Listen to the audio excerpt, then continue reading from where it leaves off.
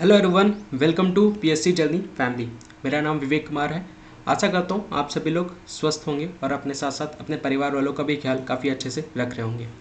आज से हम लोग मॉडर्न हिस्ट्री स्टार्ट करने जा रहे हैं और जितने भी पोर्शंस यहाँ पे आपको मेरे तरफ से कवर कराए जाएंगे वो सारे बाइलिंगुअल में कवर कराए जाएंगे। यानी आपको जो नोट्स प्रोवाइड किया जाएगा वो आपको इंग्लिश और हिंदी दोनों में आपको कवर कराया जाएगा। एक एक चीज़ें बारीकी से आपको यहाँ पे बताई जाएगी जो कि आपके एग्जामिनेशन पॉइंट ऑफ व्यू से बहुत ज़्यादा इंपॉर्टेंट होने वाला है। तो इस लेक्चर्स को ध्यान से समझते हुए चलेगा और अंतिम तक बने रहिएगा ताकि आपको सारी चीज़ें बहुत अच्छे से क्लैरिटी होते हुए चले। मॉडर्न हिस्ट्री का हर एक पोर्शन आपको बहुत अच्छे से कवर होता हुआ चले। ठीक है, तो मॉडर्न हिस्ट्री का टॉपिक स्टार्ट करने के पहले सबसे पहले हम लोग बेसिक चीज़ें कवर करते हैं कि हम लोग जो स्टडी कर रहे हैं पोर्शंस को, हम लोग स्टडी जो करते हैं वो दो चीज़ के लिए करते हैं, है ना। दो चीज़ बेसिकली जो स्टडी होता है वो बेसिकली दो बेसिक चीज़ों के लिए होता है। एक तो नॉलेज गेन करने के लिए, ठीक है, एक नॉलेज बेस्ड स्टडी होता है ना, जिसको जो आपको क्या होता है, जो आपको लाइफ टाइम तक याद रहता है ना, जो आपको लाइफ टाइम तक आपको उसको ध्यान में रखने के लिए पढ़ा जाता है। और एक होता है एग्ज़ाम बेस्ड, यानी हमें बस एग्ज़ाम के अकॉर्डिंग सारी चीज़ें कवर करनी है। एग्ज़ाम तक हमें सारी चीज़ें हम कवर कर लें, जो इंपॉर्टेंट पोर्शन है, इंपॉर्टेंट टॉपिक है, ताकि उसी से आपके एग्ज़ाम से क्वेश्चन आए और वो आपको एग्ज़ाम में आप उस क्वेश्चन को हल कर सकें। तो ये वाला जो एग्ज़ाम बेस्ड जो आपका टॉपिक होगा जो कि टाइम बाउंड होता है, यानी लिमिटेड टाइम में हमें जितना ज़रूरत है हम वही पोर्शन हम लोग यहाँ पे कवर करेंगे। तो हमारा पोर्शन जो होने वाला है मॉडर्न हिस्ट्री का वो टाइम बाउंड होने वाला है, यानी एग्ज़ाम बेस्ड होने वाला है, नॉलेज बेस्ड नहीं होगा, टाइम बाउंड होगा। जितना एग्ज़ाम के लिए ज़रूरी है, पीएससी एग्ज़ाम के लिए ज़रूरी है, बीपीएससी एग्ज़ाम के लिए ज़रूरी है, चाहे अदर स्टेट एग्ज़ाम के लिए जो भी जितना पार्ट ज़रूरी है हम लोग बस उसी को यहाँ पे कवर करते हुए चलेंगे और उतना ही पोर्शंस को अच्छे से दोनों लैंग्वेज में मैं आपको कवर कराता हुआ चलूँगा। ठीक है, तो हमारा जो मॉडर्न हिस्ट्री का टॉपिक जो होगा वो कैसा होगा, वो एग्ज़ाम ओरिएंटेड होगा, टाइम बाउंड होगा, ये बात ध्यान रखते हुए चलेगा। बात करते हैं हिस्ट्री की, मॉडर्न हिस्ट्री की हम लोग यहाँ पे शुरुआत करने जा रहे हैं। तो सबसे पहला अगर मैं आपसे क्वेश्चन पूछूं कि इतिहास क्या है, हिस्ट्री क्या है, तो हिस्ट्री सबसे पहला चीज़ आपको पता होना बहुत ज़्यादा ज़रूरी है। इतिहास पता होना बहुत ज़्यादा ज़रूरी कि इतिहास किसे कहते हैं। इतिहास क्या होता है, ये एक स्टडी होता है पास्ट इवेंट्स का, जो बीता हुआ जो घटना है उसके बारे में अध्ययन करना हुआ in a chronological and continuous manner की अगर हम लोग बात करें, यानी निरंतरता वे में जो हम लोग सारी चीज़ें यहाँ पे कवर करते हुए चलेंगे। जितने भी बीते हुए घटना है उसी को हम लोग क्या कहते हैं, उसका अध्ययन को ही हम लोग क्या कहते हैं, इतिहास कहते हैं। ठीक है, ये ध्यान रखते हुए चलेगा। तो ये क्या है, एक तरह से आप इसको लिख सकते हैं, it is the study of past events, जो पास्ट इवेंट जो बीती हुई घटना है उसके बारे में क्या करना है, अध्ययन करना है। किस वे में, क्रोनोलॉजिकल एंड कंटिन्यूअस मैनर, निरंतरता के आधार पर हम लोग को सारी चीज़ें यहाँ पे क्या करनी है, हमें जितने भी बीते हुए पास्ट में, अतीत में जो भी घटना घटित हुई है उसका अध्ययन करने को ही हम क्या कहते हैं, इतिहास कहते हैं। इतिहास हम लोग क्यों पढ़ रहे हैं, अगला जो क्वेश्चन मेरा आपसे ये क्यों है कि why to study history, why to study history. देखिए आज का पूरा लेक्चर जो है वो आपका इंट्रोडक्शन होने वाला है, ये ध्यान रखते हुए चलेगा, और उसके बाद फिर हम लोग नेक्स्ट वीडियो से हम लोग सारी चीज़ें डिटेल में कवर करते हुए चलेंगे। वाई टू स्टडी हिस्ट्री, इतिहास पढ़ना क्यों ज़रूरी है, इतिहास का अध्ययन करना क्यों, हम लोग क्यों पढ़ रहे हैं इतिहास को, इतिहास से हमें क्या क्या बेनिफिट्स होने वाला है। तो सबसे पहले अगर हम लोग बात करें, अगर मैं बीपीएससी एग्ज़ाम की ही अगर हम लोग बात करें तो उसके अगर हम लोग प्रीलिम्स एग्ज़ाम की बात करते हैं तो 35 to 40 मार्क्स के क्वेश्चन आपके यहाँ से आते हैं, 35 to 40 मार्क्स इतिहास, है ना। 67वां का पेपर अभी हुआ था, उसमें भी आप लोग देखा कितने सारे क्वेश्चंस आपके इतिहास से रहे थे। अगर हम लोग हिस्ट्री की बात करें, हिस्ट्री दो पार्ट में बटा हुआ है, ठीक है। एक है इंडियन हिस्ट्री जहाँ पे हमें सिर्फ भारत के इतिहास के बारे में पढ़ना, और एक है वर्ल्ड, विश्व के इतिहास के बारे में, ठीक है। और इंडियन में भी, भारत के इतिहास में भी इसको जो है वो 3 पार्ट में बांटा गया। 3 पार्ट। एक है प्राचीन, जिसको क्या कहते हैं, एंशियंट। दूसरा है मध्यकालीन, मध्यकालीन मेडाइवल, मेडाइवल। और तीसरा है आधुनिक, आधुनिक मॉडर्न। क्या इतिहास पहले से बटा हुआ था क्या? नहीं, हम लोगों ने इसको क्या किया है, हम लोगों ने इसको डिवाइड किया ताकि हम इसको अच्छे से स्टडी कर सकें, हमारे अध्ययन करने में किसी भी तरह का कोई भी इशू ना हो। तो ये हमारे स्टडी के इजी वे में बनाने के लिए, इसको हम लोगों ने क्या किया है, इसको हम लोगों ने 3 पार्ट में बांटा है। इम्पॉर्टेंस की अगर मैं बात करूँ तो ये 2 स्टार है। अगर हम लोग एंशिएंट की बात करें तो एग्जामिनेशन पॉइंट ऑफ व्यू से मैं आपको बता रहा हूँ। मध्यकालीन की बात करूँ तो ये आपका 1 स्टार है, और आधुनिक की बात करूँ तो ये हमारा 3 स्टार है। ये ध्यान रखिएगा। तो ये आपका हम लोग जो पोर्शन कवर करेंगे इस सीरीज़ में, जो अभी हम लोगों ने स्टार्ट किया है, ये मॉडर्न हिस्ट्री का है, आधुनिक भारत के बारे में, आधुनिक इतिहास के बारे में हम लोग यहाँ पे कवर करते हुए चलेंगे। आई होप ये सारी चीज़ें आप लोग को बहुत अच्छे से क्लियर हो गई हो। ठीक है, डन। आइए आगे बढ़ते हैं। इसके बाद अगर हम लोग बात करें मॉडर्न हिस्ट्री की, अगर हम लोग बात करें तो एडवेंट ऑफ यूरोपियंस, यानी यूरोपियन लोगों का भारत में आगमन, है ना, यूरोपियन लोगों का भारत में आगमन, ये कैसे शुरुआत हुआ, इसके बारे में हम लोग थोड़ा सा जानने का प्रयास करेंगे, जानने की कोशिश करेंगे। देखिए, स्टार्टिंग से ही, प्राचीन काल से ही भारत जो है वो यूरोपीय देशों के साथ व्यापार करता हुआ आ रहा है, प्राचीन दिनों से ही।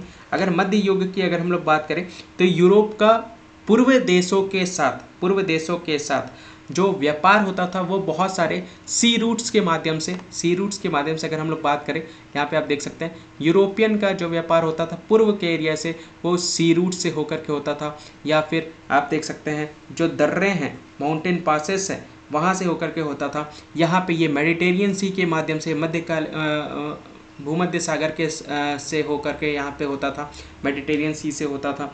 ठीक है, यहाँ पे आपका रेड सी है, यहाँ से होकर के होता था, रेड सी से होकर के। ठीक है, पर्शियन गल्फ आप यहाँ पे देख सकते हैं, ये पर्शियन गल्फ है, यहाँ से सेंट्रल एशिया और रसिया के साथ जो भी व्यापार होता था। और अगर हम लोग बात करें सेंट्रल भारत का, देखिए भारत का यूरोप के साथ जो व्यापार होता था वो मेडिटेरियन सी, रेड सी, पर्शियन गल्फ के माध्यम से होता था। बाकी सेंट्रल एशिया और अगर हम लोग रसिया की बात करें तो भारत का जो व्यापार यहाँ पे होता था वो बहुत सारे मतलब माउंटेन पासेस से होकर के गुजरना पड़ता था, जितने भी दर्रे हैं, पहाड़ी दर्रे हैं, वहाँ से होकर के गुजरना पड़ता था, है ना, और अपने व्यापार को करना पड़ता था पहले के टाइम से।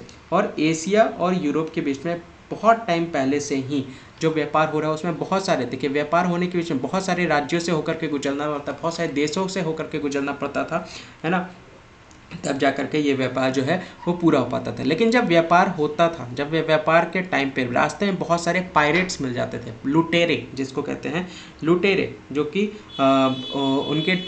उनके व्यापार में उनसे मतलब एक तरह से उनको आगे तब बढ़ने दिया जाता था जब उन्हें कुछ दिया जाता था, है ना, कुछ पैसे दिए जाते थे या फिर कुछ कपड़े दिए जाते थे, तब जाकर के वो आगे उनको दिया जाता था। ठीक है, तो इस तरह से बहुत ज़्यादा यहाँ पे पायरेट्स का यहाँ पे बहुत ज़्यादा बेसिकली यहाँ पे गठन होने लगा, जिसकी वजह से व्यापार में रुकावट तो नहीं हुई, लेकिन फिर भी पायरेट्स के साथ जो भी डील होने के बाद भी जो व्यापार वो था वो बहुत ज़्यादा प्रॉफिटेबल रहता था, उसमें कोई भी नुकसान नहीं होता था। कैलेमिटीज़ भी बहुत ज़्यादा आती थी क्योंकि यहाँ से यहाँ तक ले जाना बहुत दिनों का सफ़र हुआ करता था, उसमें बहुत सारे नेचुरल कैलेमिटीज़, डिजास्टर, आपदा वगैरह का यहाँ पे बहुत सारे बीच में, जैसे बारिश हो जाना या फिर मौसम का बदलाव होना, जिसकी वजह से वो भी बहुत ज़्यादा परेशानियों का सामना हुआ करता था। ठीक है, तो इसके बावजूद भी जितने भी व्यापार होते थे उस टाइम पे वो सारे आपके प्रॉफिटेबल होते थे। भारत उस टाइम पे स्पाइसेस को लेकर के, यानी साउदर्न इंडिया में अगर हम लोग बात करें, मसालों के लिए काफ़ी ज़्यादा विख्यात था और मसालों का व्यापार बहुत ज़्यादा यहाँ से हुआ करता था। ठीक है, यूरोप के थ्रू यूरोप में, लेकिन यूरोप तक जो पहुंचता था वो इटली के माध्यम से पहुंचता था। ये ध्यान रखिएगा, इटली से इटली सामान जाते थे और इटली से फिर ये आपका यूरोपियन देशों में ये आपका सारा सामान इटली के थ्रू पहुंचाया जाता था। यानी एकाधिकार जो प्राप्त किया गया था वो इटली के द्वारा यहाँ पे प्राप्त किया गया था। 14वीं शताब्दी की अगर हम लोग बात करें, 14th सेंचुरी की बात करें, तो उस समय ऑटोमन एम्पायर लैंड रूट्स जितने भी है ना वो कंट्रोल किसके द्वारा किया जाता था, ओटोमन साम्राज्य के द्वारा ये आपका कवर किया जाता था। ठीक है, ओटोमन साम्राज्य के द्वारा इसको कंट्रोल किया जाता था, जो सेंट्रल एशिया में इनका पूरा वर्चस्व हुआ करता था। ओटोमन एम्पायर आप यहाँ पे देख सकते हैं, ओटोमन एम्पायर का यहाँ पे पूरा वर्चस्व हुआ करता था और ट्रेड्स को लेकर के सेंट्रल एशिया में खास करके, ठीक है, जिसके वजह से यूरोपियन को नया रास्ता ढूंढना पड़ा पूर्व देशों के साथ व्यापार करने को लेकर, क्योंकि यहाँ पे ओटोमन एम्पायर का साम्राज्य हुआ करता था जो कि उनके व्यापार में काफ़ी ज़्यादा रुकावटें पैदा करने का काम यहाँ पे किया करते थे। और इसी के वजह से, इसी एम्पायर के वजह से सी रूट्स का यहाँ पे डिस्कवर हुआ। ये आप देख सकते हैं ओटोमन एम्पायर, आप पूरा देख सकते हैं कितना यहाँ पे पूरी तरह से, अगर हम लोग बात करें भारत के साथ जितने भी यूरोपियन यूनियन की, अगर हम लोग यूरोपियन की बात करें तो यहाँ पे जितने भी ट्रेड्स होते थे इस रास्ते तो जा नहीं सकते थे क्योंकि ओटोमन एम्पायर था, उनका साम्राज्य पूरा हुआ करता था। ठीक है, तो इसीलिए यहाँ पे फिर क्या किया गया, नए रूट, यूरोपियन ने नया रास्ता, नया मार्ग खोजने का निर्णय लिया और तब जाकर के खोज हुई किसकी, नए सी रूट्स की, व्यापार के साथ जो खोज करने जहाँ पे हुआ। और वो नया रूट्स आप यहाँ पे देख सकते हैं, वो नया रूट्स अफ्रीका के माध्यम से ये आपका डिस्कवर किया गया, अफ्रीका के माध्यम से। The Cape of Good Hope, अभी मैं आपको मैप में दिखाता हूँ वो सारी चीज़ें, केप ऑफ गुड होप के माध्यम से वो फिर व्यापार होना स्टार्ट हुआ। उस टाइम पे अगर हम लोग बात करें, उस टाइम पे जो स्वेज नहर था उसका यहाँ पे डिस्कवर नहीं हुआ था, उसकी यहाँ पे खोज नहीं हुई थी। ठीक है, जिसके वजह से यूरोप के साथ जो व्यापार जो था वो उतना अच्छा और अगर मैं बात करूँ काफ़ी कम समय नहीं लगता था। तो पहले जो मार्ग हुआ करता था, पहले मार्ग ये हुआ करता था, देखिए ये हुआ करता था। यहाँ से अब यहाँ पे केप ऑफ गुड होप का यहाँ पे खोज हुआ, क्योंकि यूरोपियन लोग निकले खोज करने के लिए नए रास्ते को लेकर, क्योंकि यहाँ पे ओटोमन एम्पायर का साम्राज्य था। ठीक है, यहाँ से बहुत ज़्यादा मुसीबतों का सामना करना पड़ता था, जो भी व्यापार भारत के थ्रू या पूर्व देशों के थ्रू जो यूरोप तक पहुँचता था उसमें यूरोपियन देशों को बहुत ज़्यादा सफ़र करना पड़ता था। देखिए भारत से क्या क्या चीज़ें एक्सपोर्ट होती थी, मसाले, कॉटन, बहुत सारे कीमती पत्थर, चीनी, ये सब का मुख्यतः वहाँ पे व्यापार होता था 15वीं शताब्दी की बात करें तो।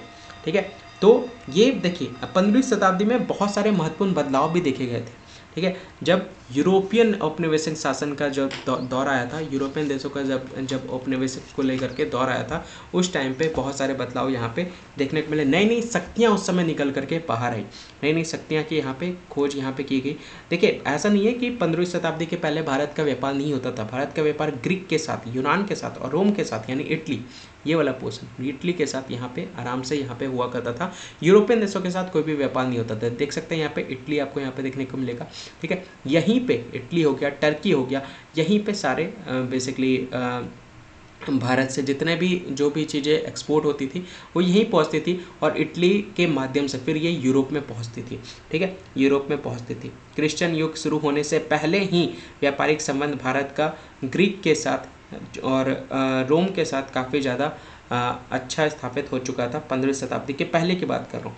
लेकिन इटली ने ये चीज़ें, देखिए एकाधिकार इटली ने जो प्राप्त किया था वो 12वीं शताब्दी में ही प्राप्त कर लिया था।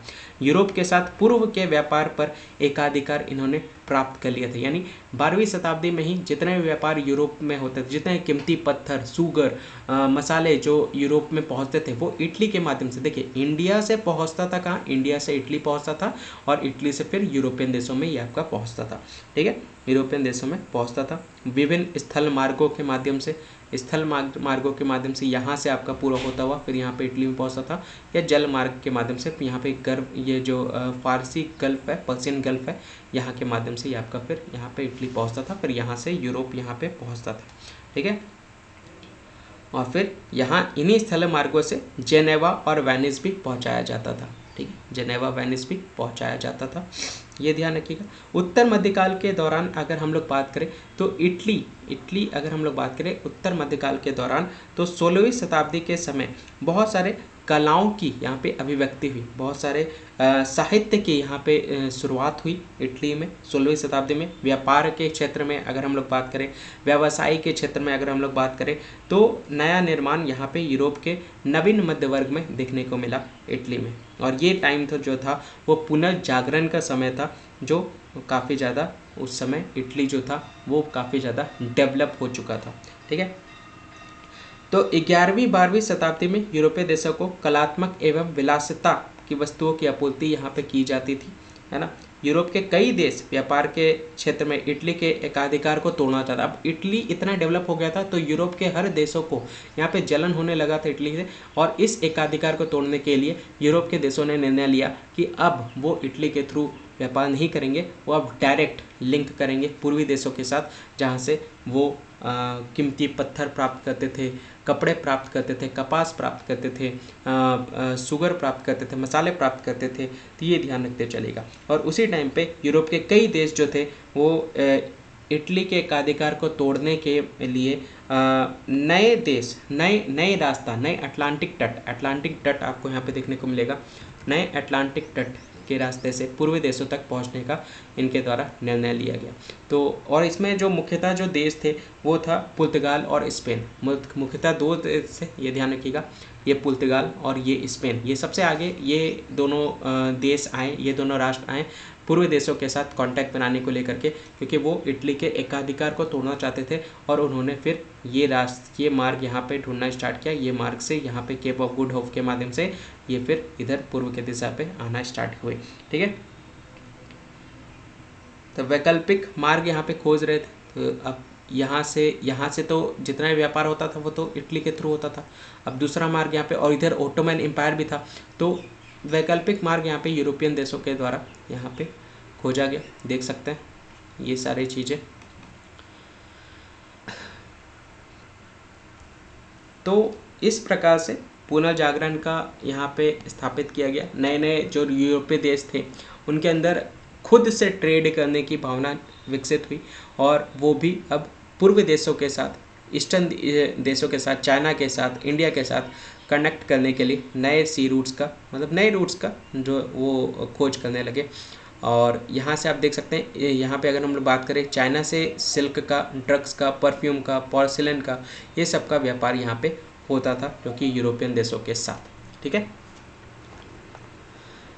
यूरोपियंस की अगर हम लोग बात करें, सेटलमेंट की बात करें, देखिए सबसे पहला जो यूरोपियन था जो कि भारत आया था वो था, कौन था? वास्को डी गामा, ये ध्यान रखिएगा, वास्को डी गामा, ठीक है। कहाँ पे पहुँचे थे वो? कैलीकट में। सबसे पहले कहाँ पहुँचे थे?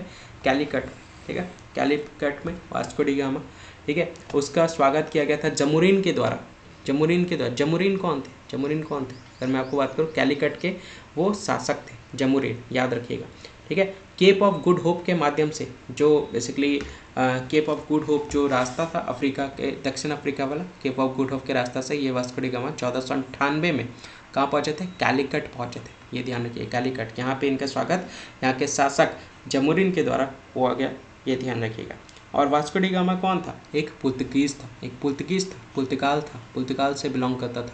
तो मैंने क्या बताया, जो चेष्टा थी यूरोपियन देशों में सबसे पहले पुर्तगाल और स्पेन के अंदर ये भावना है कि वो अब पूर्वी देशों के साथ डाइक करेंगे, वो इटली के एकाधिकार को समाप्त करने का निर्णय लिया उनके द्वारा।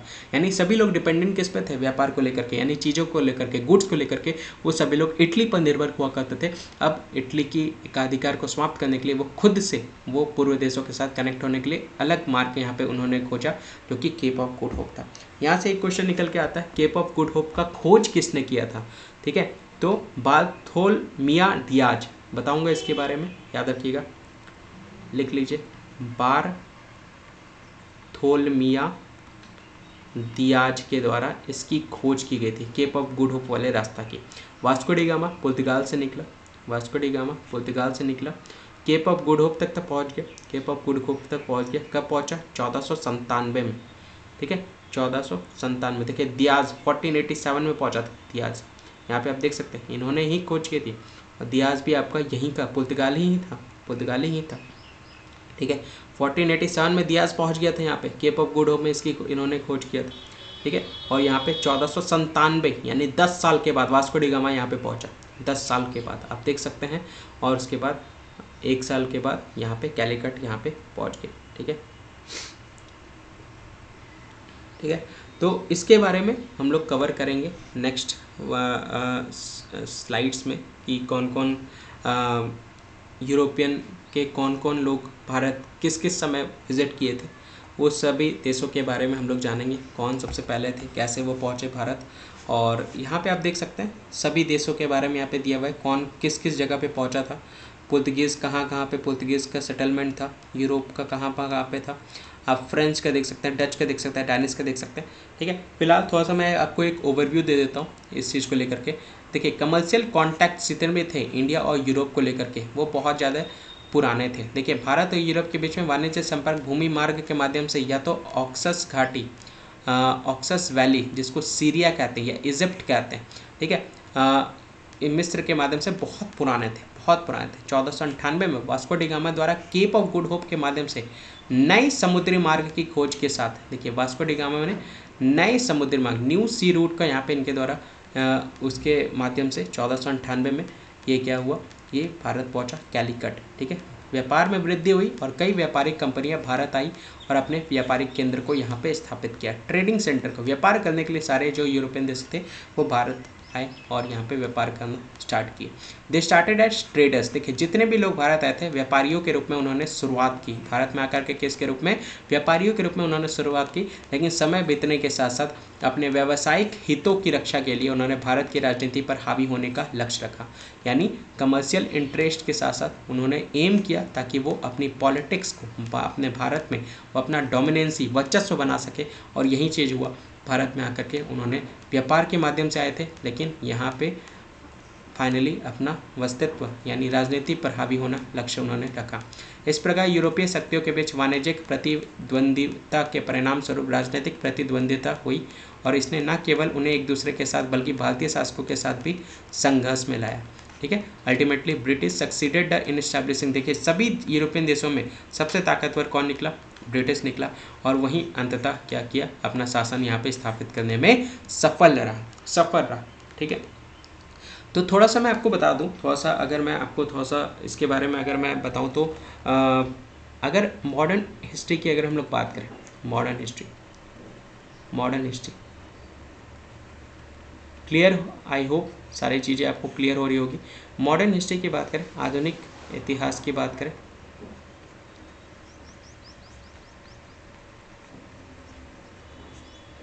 इतिहास की बात करें तो इसका जो टाइम पीरियड था, टाइम पीरियड की बात करें तो 1757 से 1947 था, ये ध्यान रखिएगा, ठीक है। और किस किस टाइम पे कौन कौन आए थे थोड़ा सा उसके बारे में बता देता हूँ। कमिंग ऑफ यूरोपियन कंपनी, यानी किस किस टाइम पे कमिंग ऑफ यूरोपियन कंपनी की बात करें, यूरोपियन कंपनी की बात करें कि किस किस टाइम पे कौन कौन आए थे यूरोपियन कंपनी इन इंडिया, ठीक है, इन इंडिया किस किस टाइम पे कौन कौन आए थे, आइए थोड़ा सा एक बार मैं आपको बता दूं, बाकी इसके बारे में अगले वीडियो में हम लोग डिस्कस करते हुए चलेंगे। सबसे पहले पोर्तुगीज़ आए थे, ठीक है, कौन कौन आए थे, पोर्तुगीज़ आए थे। कब आए थे, ये आपका 1498 में ये भारत आए थे। दूसरे नंबर की बात करें तो डच जिसको बाद में फिर हॉलैंड भी कहा जाने लगा और आज के डेट में नीदरलैंड इसको कहते हैं, ठीक है। हॉलैंड भी बाद में ये क्या कहा, इसका नाम चेंज होकर 1602 में आया था। तीसरा की बात करें ब्रिटिश, अंग्रेज, ये आए थे 1608, ठीक है। चौथा की अगर हम लोग बात करें फ्रेंच 1664। डेन्स की बात करें, डेन्स किसको कहते थे आज के डेट में, डेनमार्क इसका नाम है, 1616 इसको डेनमार्क आज के डेट में किस नाम से जाना जाता है, डेनमार्क, ठीक है। और फिर स्वदेश, ठीक है, 1731, ठीक है। तो ये आपका टाइम पीरियड था जहाँ पे जो भारत के में आए थे, विज़िट किए थे यूरोपियन कंपनी, जो भारत में पहली बार विज़िट किए थे। बाकी इन सभी के बारे में एक एक करके हम लोग डिटेल में कवर करते हुए चलेंगे अगले वीडियो में। तो कैसा लगा आपको वीडियो, आई होप थोड़ा बहुत चीज़ें आपको क्लियर हुई होगी। अगर नहीं क्लियर हुई तो एक बार वापस से वीडियो देखिएगा तो आप बहुत अच्छे से आपको सारी चीज़ें समझ में आती हुई चलेगी। अगले वीडियो से हम लोग इसको डिटेल में कवर करते हुए चलेंगे। ये था आपका इंट्रोडक्शन पार्ट मॉडर्न हिस्ट्री का। पहला क्लास था, बाकी लोग को भी इनवाइट करते हुए चलेगा। बहुत से लोग जिनको नहीं पता है कि मॉडर्न हिस्ट्री की क्लास स्टार्ट हुई है, दोनों में नोट्स आपको प्रोवाइड किए जाएंगे, तो सभी को इनवाइट करें, ज़्यादा से ज़्यादा इसको शेयर करें। वीडियो पसंद आया तो लाइक ज़रूर कर दीजिएगा, ज़्यादा से ज़्यादा सभी तक इस वीडियो को पहुँचाएँ शेयर करके सभी ग्रुप्स चैनल्स पे। अगर आपने सब्सक्राइब नहीं किया है तो चैनल को सब्सक्राइब करना ना भूलें और बेल आइकन पर भी क्लिक कर लीजिएगा टाइमली नोटिफिकेशंस के लिए। किसी भी तरह का कोई भी डाउट्स पूछना हो तो आप मुझे यहाँ पे मेल कर सकते हैं, यहीं पे आपको रिवर्ट कर दिया जाएगा। ये टेलीग्राम चैनल है, इसको ज्वाइन कर लीजिएगा। तो आज के लिए बस इतना ही। जय हिंद, जय भारत।